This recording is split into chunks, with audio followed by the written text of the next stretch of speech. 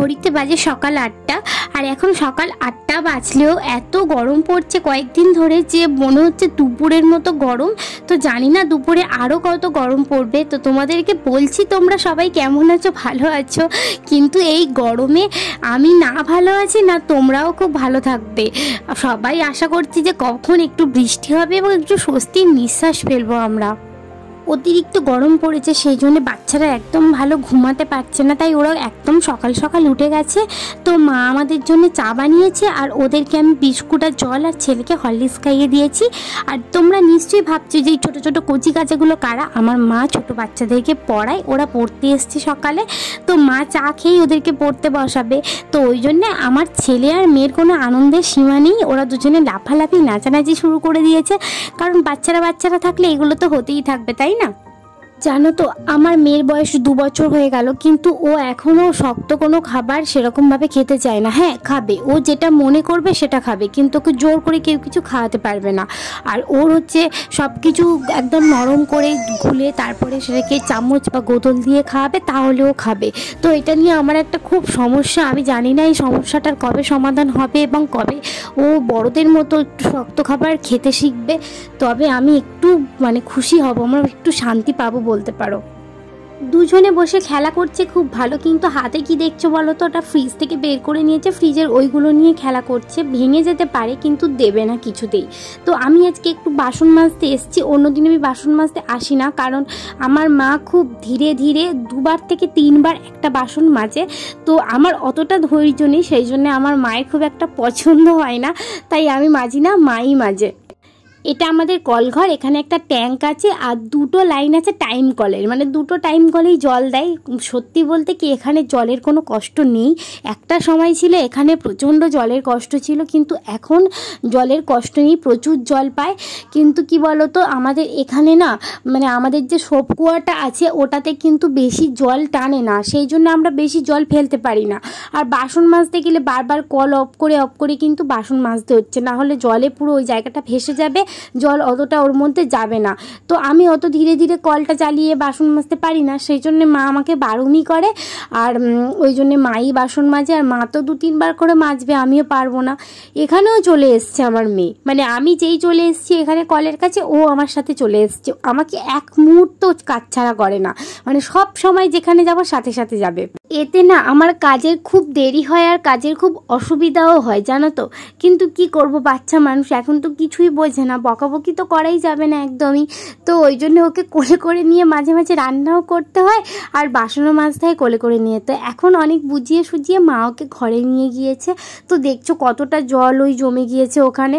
তো কেন জানি না এখান থেকে জল একদমই পাস হতে চায় না। আমার মায়ের কাছে আমার বাবার বাড়িতে এখানে কিন্তু কি বলতো মাটির ঘর, দিনের বেলা এতটা গরমের মধ্যেও কিছুটা হলেও স্বস্তি ঠিক আছে, কিন্তু রাত্রিবেলাতে তুমি থাকতেই পারবে না, এত গরম। খোলার চাল, তারপরে আগেকার দিনে যেরকম খোলার নিচে মাটির প্রলেপ দিয়ে মাঠ গুদাম করা থাকতো সেরকম করা আছে, কিন্তু তার সত্ত্বেও এত গরম, একদম থাকাই যায় না, প্রচণ্ড গরম হয়ে যায় ফ্যানের হাওয়া। কি বলবো, গরমকালে দুপুরবেলা ঠিক আছে, কিন্তু রাত্রিবেলা খুব কষ্ট থাকতে। তো এবার একটু লেবু জল বানাচ্ছি, কারণ গরমের সময় তো লেবু নুন চিনির জলের মতো আর কিছু হয় না। একটু ফ্রিজের জল, একটু নর্মাল রুম টেম্পারেচারের যে জলটা সেই জলটা, আর তার মধ্যে নুন চিনি আর 4টে লেবু দিয়েছি, দিয়ে একটা বড় বাটির 1 বাটি লেবু জল খাচ্ছি। পৌশালী, রৌনক, মা, বাপি, আমি সবাই মিলে কিন্তু খাওয়া হবে। এটা গরমে শুধু উপকারী বলবো না, খেতে খুব ভালোও লাগে কিন্তু। আচ্ছা, আজকে তোমাদের সাথে কিছু কথা শেয়ার করব ভাবলাম, তো সেটাই বলি যে কি বলো তো, আমরা চাইলে, মেয়েরা বলো ছেলেরা বলো, সবাই কিন্তু চাইলে কিছু না কিছু করতেই পারি। চেষ্টা বা আমাদের ধৈর্য বা ইচ্ছা যদি থাকে, আমরা যদি পরিশ্রম করতে পারি, তাহলে মনে হয় সব কিছুই সম্ভব হয়। কারণ পরিশ্রমের কোনো বিকল্প হয় না, আর এর জন্য কিন্তু ধৈর্য রাখতেই হবে। দেখো, আমিও ভাবতাম যে আমার হয়তো কিছুই হবে না, এখনো পর্যন্ত আমি কিছু করে উঠতে পারিনি, কিন্তু আমার মধ্যে কনফিডেন্স আছে। কারণ আমি দেখো 2টো বাচ্চাকে সামলাচ্ছি, বুঝতেই পারছো, আমার মেয়েও যথেষ্ট ছোট আর ছেলেও মাত্র 4 বছরও এখনো হয়নি। তো এত 2টো বাচ্চাকে সামলাচ্ছি, তারপর ছেলের পড়াশোনা আছে, স্কুল আছে, সংসার আছে, সংসারের সব কিছু সামলানো, রান্না করা, সব কিছু সামলেও কিন্তু ব্লগ করছি। ধরো ক্যামেরাটা নিয়ে চারিদিকে ছোটাছুটি করা, মানে যখন যে কাজগুলো করছি সেটার জন্য ক্যামেরা নিয়ে চারিদিকে এখানে ওখানে নিয়ে যাওয়া। তারপরে কিন্তু রাত্রিতে 12টার পরে ওদেরকে ঘুম পাড়িয়ে দিই। তারপর রাত্রিবেলা এডিটিং করছি, ভয়েস দিচ্ছি, তারপর থাম্বনেল বানানো, ট্যাগ দেয়া, এগুলো সব কিছু করে শুতে শুতে আমার কোনো দিন সকাল 4টেও বেজে যায়।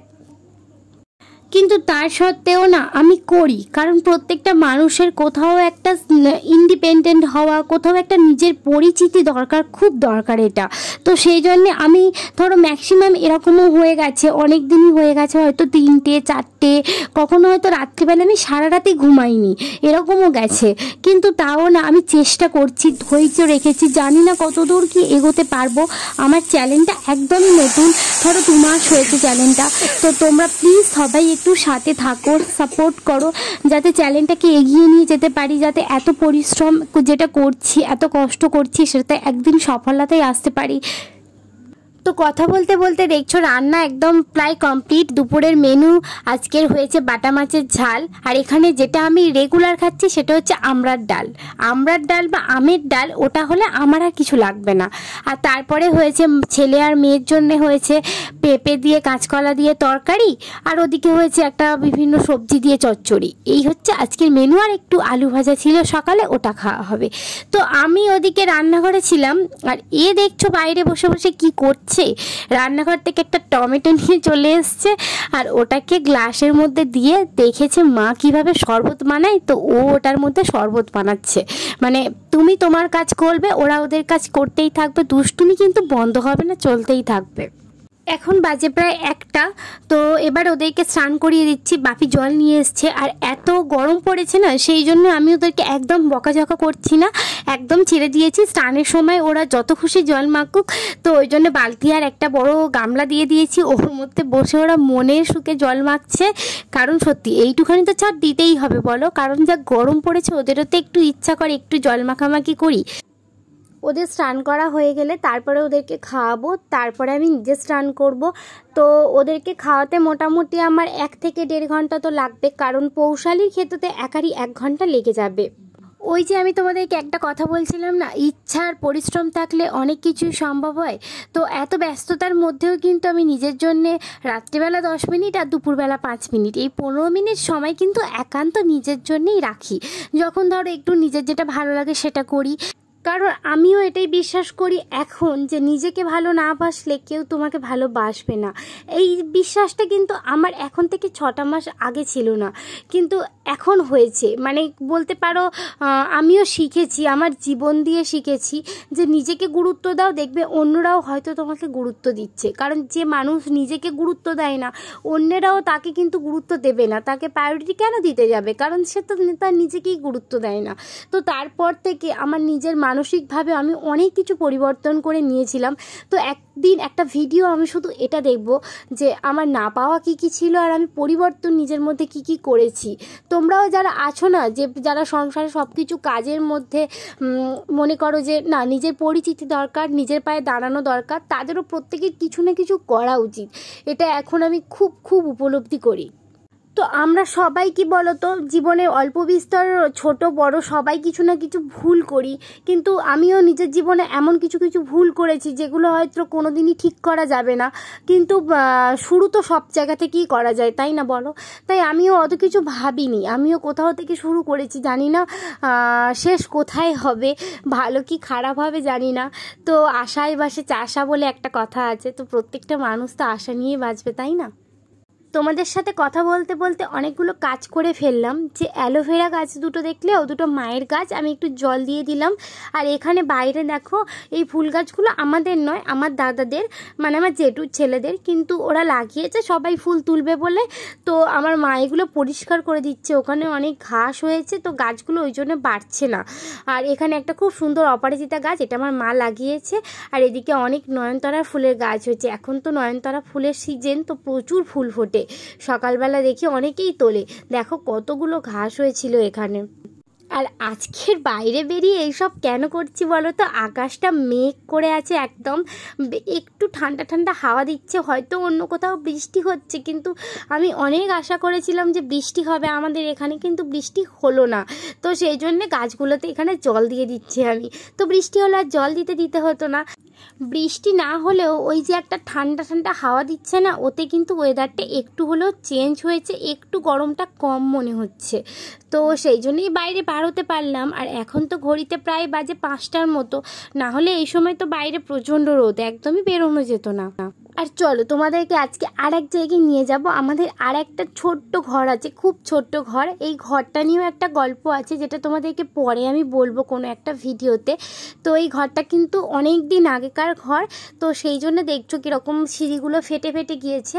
আর এখানে দেখো একটা কত সুন্দর লেবু গাছ রয়েছে, এটা বাতাবি লেবুর গাছ। গাছটা আমাদের নয়, পাশের বাড়ি, কিন্তু গাছটার লেবুগুলো একদম পুরো সিঁড়ির ওপরে, পুরো মানে হাত পাওয়া যাবে এতটাই নিচে লেবুগুলো হয়ে আছে।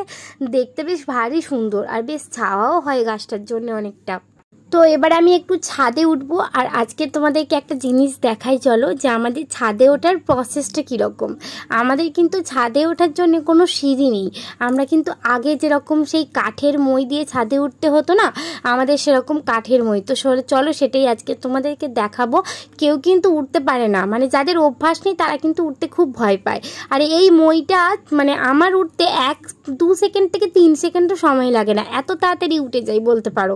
আর এটা ছাদে উঠেছি, চারিদিকে তোমাদেরকে একটু দেখাচ্ছি আমার বাড়ির আশেপাশটা।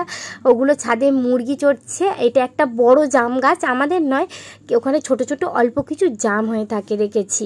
এগুলো বাড়ির আশেপাশে অন্যদের সবাইয়ের ঘর। চলো আজকে আমাদের ছাদে তোমাদেরকে একটা জিনিস দেখাবো, যেটা দেখে তোমরা কিন্তু খুব বেশ অবাকই হবে।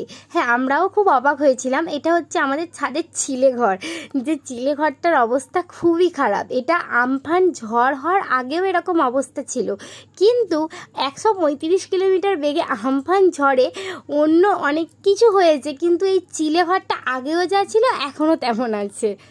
আর এটা দেখে না সত্যিই সবাই খুব অবাক হয়েছিল, মানে আমাদের বাড়ির আশেপাশে সবাই ভেবেছিল এই চিলে ঘরটা ঝড়েতে প্রথম পড়ে যাবে, কিন্তু অনেক গাছপালা ভেঙে গেছে, অনেকের খোলার চাল উড়ে গেছে, কিন্তু এই চিলে ঘরটা কিছুই হয়নি। একদম ভাঙাচোরা অবস্থাতেও এরকম একই আছে, আর এটাতে কিন্তু ভালোই ঝড় বাঁধে।